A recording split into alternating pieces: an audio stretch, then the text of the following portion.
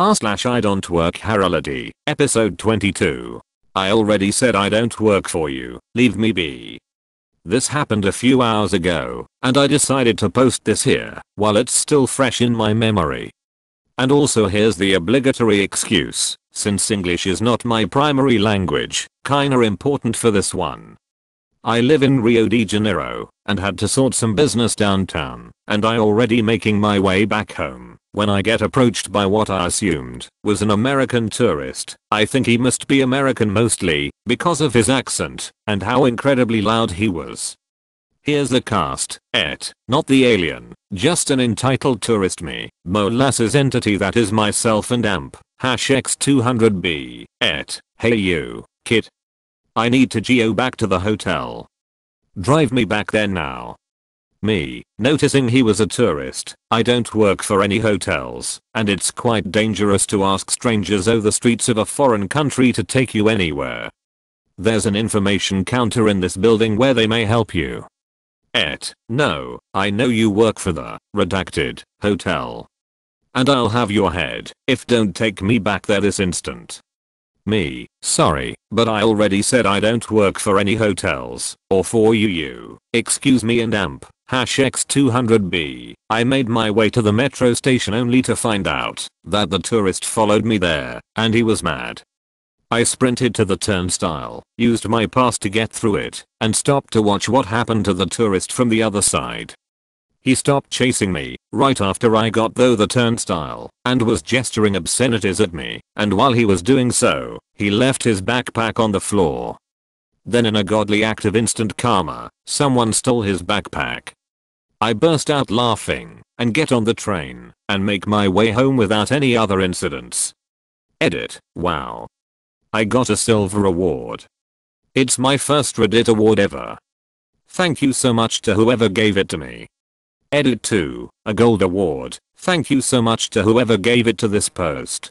Entitled Parents Shouldn't Bring Small Children on Haunted Hay Rides and Expect Others to Calm Their Kids Down. Someone and entitled people thought this post would make a good fit here, so I'm posting. It might be long, not sure and amp, #X200B. This happened about a year or two ago. I used to live in a community that sometimes one could get signed up for events that a group of people would go on together. And during the Halloween season several of us wanted to go on a hayride. As it was my last year, before I moved out I decided to go too. So myself and a handful of people went to this hayride. Though I'm not close to any of them. Upon getting there it is a pretty normal trip. We had a group leader whom was in charge of tickets. We had someone in charge of snacks and such. And somehow I ended up being in charge of calming people down if they got too scared. There was this one girl whom lived next door to me and wanted to go, but was a huge chicken, so she was already clutching my arm scared. I would pat her head and say soothing things and pretty much explain what all the scary things were, or pretty much deny they were there for her. This calmed her down, but yeah, she was still clutching my arm. This continued on to the hayride.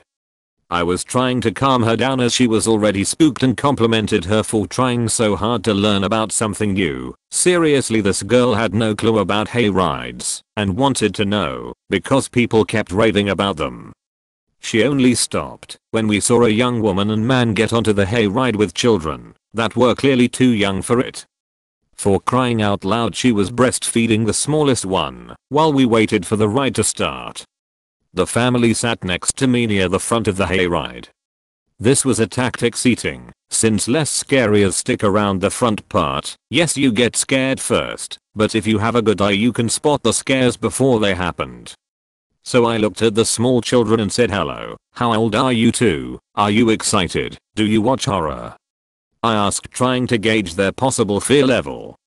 Since what scared me more was if I was gonna be with constant screamers. The girls smiled. I'm 5, said the smaller of the two. First I mate. Mommy said we were strong kids, said the bigger of the two. The mother and father were not paying attention to their kids at all and were talking about the ride to each other. I sighed, knowing I was gonna not have a fun ride.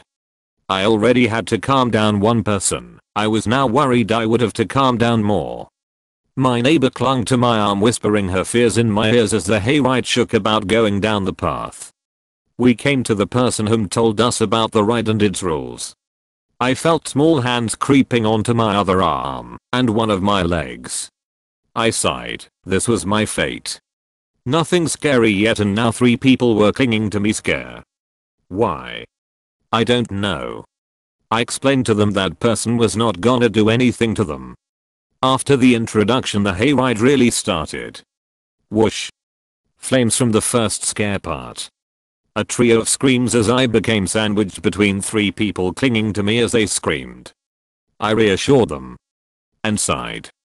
The 8-year-old was clinging my arm. Excuse me, if you are gonna cling to me, can I have my one arm free? You can grab your waist or my jacket or even my leg.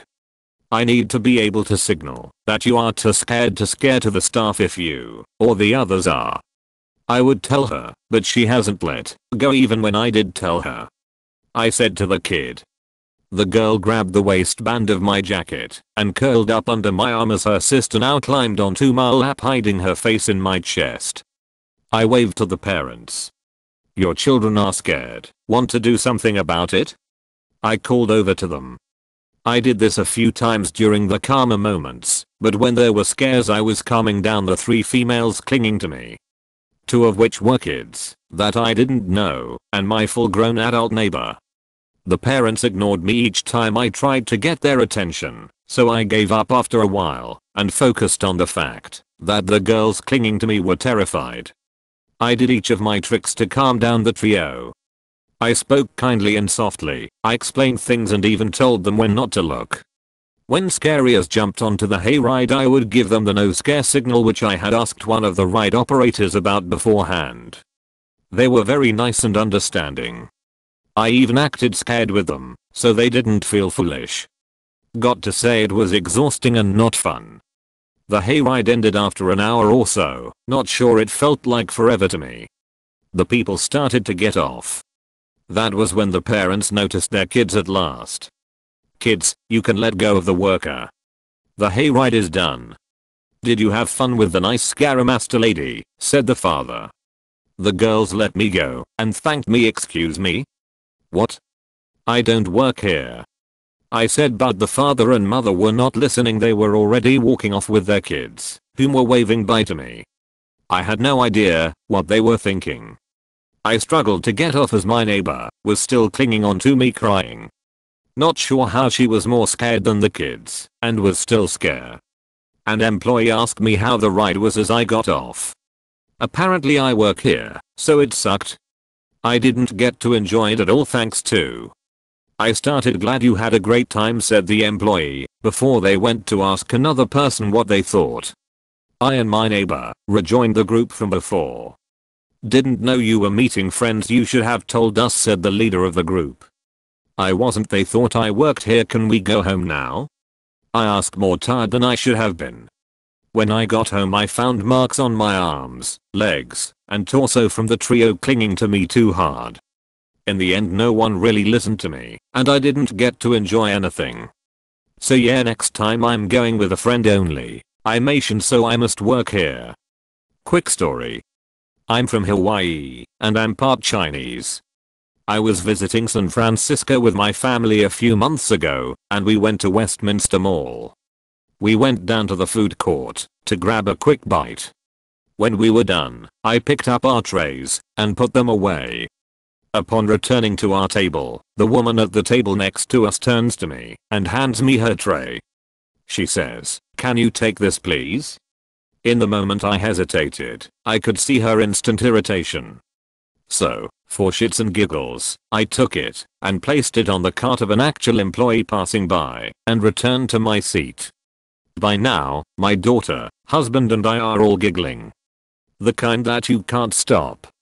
It was obvious that, because I was Asian, she assumed I worked there, which I picked up on as soon as she handed me her tray. To her credit, she apologized but couldn't quite give me a reason why she thought I worked there. We still get a good laugh about it. Maybe you had to be there. He doesn't work here. I do. So a bit of a switch for this story. I was the employee who witnessed someone else being harassed. I work nights at a hotel. Most of my shift, I'm sitting at the desk killing time. I'm supposed to be writing, but we won't discuss that now. Anyway, there is one 20-minute period where I have to leave the desk to set up breakfast. I put up a sign asking guests to please wait for me to return. As I was working on getting things set up, a guy wearing a Hawaiian shirt, shorts, and flip-flops comes up and asks me to check something about his reservation. I politely ask him to wait until I finish getting things set up. He agrees and stands at the desk waiting patiently. I go back into the kitchen to work on things. As I'm in there, I start hearing a screeching coming from the desk area. I peek my head out to see what's going on, only to find our hero being accosted by a wild Karen. I couldn't make out what her problem was because she had already progressed to berating him about doing his job, etc. Now I should mention that we have a semi-lax dress code. Think business casual. We are issued company polos, but it's our choice whether or not we wear them, as long as we look nice. I always wear the company polo to avoid wearing out my personal clothes. Our leeway doesn't extend to shorts and flip-flops, however. I also don't make it a habit of hanging out on the wrong side of the desk. I pipe in, "Ma'am, I will be with you as soon as I finish with breakfast." It should only be a few more minutes, but I have to get everything out by 6. To her credit, she pauses, looks at how I'm dressed compared to the other guy's tourist uniform, gets red in the face and storms off without another word. No apology to the other guest, of course. I didn't see her again. I'm guessing she was too embarrassed. Not the most exciting story, I know, but I thought I'd post it anyway. Sorry, no English, I guess. Recent post reminded me of my own experience as a mild-mannered and polite teenage girl. First time poster on this sub, I'm on mobile, English is my first language etc etc. Down the road from me is a small row of shops, including a Chinese takeaway and a fish and chip shop. For context, I'm British born Chinese, born and raised in the UK by Chinese parents. However, I do not work at this takeaway, nor am I affiliated with it in any way. I, being a lazy teenager left alone at home, decided to go buy some food from the fish and chip shop, and was waiting for my order, when an old man comes in. He picks up his order and turns and sees me. "Old man, oh. I've just been to your shop. I love your noodles." Me, a baffled and confused teenager wondering what shop this old man is chatting about. Do you understand English? Me, to quietly, yeah I do. I just been to your shop. Good. Ciao. Mean. Very yummy. He then leaves with his food, leaving me still baffled, and the cashier looking sympathetic. I was both too baffled and polite to come up with any funny or sassy retorts, unfortunately. Quite frankly, I'm still confused why he thought a random underage Chinese girl in a fish and chip shop worked at the takeaway down the street. Enjoy your noodles anyways, confused old man.